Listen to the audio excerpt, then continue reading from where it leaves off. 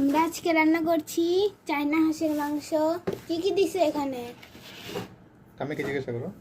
কি কি আদা দিছো? বাটা বলো, হ্যাঁ, তুমি বলো। আদা বাটা, আদা বাটা, রসুন বাটা, রসুন বাটা, পেঁয়াজ বাটা, পেঁয়াজ বাটা, জিরা বাটা, জিরা বাটা, ধনিয়ার গুঁড়া, ধনিয়ার গুঁড়া, সয়া সস, এখন সয়া সস দিই। তেজপাতা,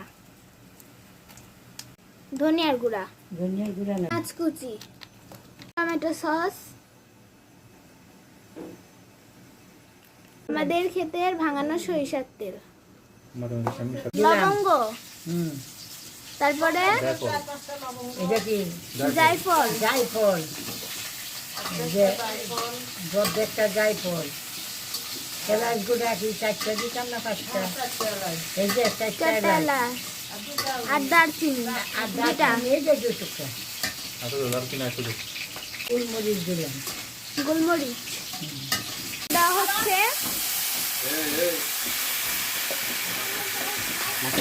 দেওয়া হবে। এটা খুব সুন্দর কষানো হচ্ছে এবং খুব সুন্দর গন্ধ বের হচ্ছে। কষানো শেষ পর্যায়ে এবং কষাচ্ছে আমার ঠাম্মি।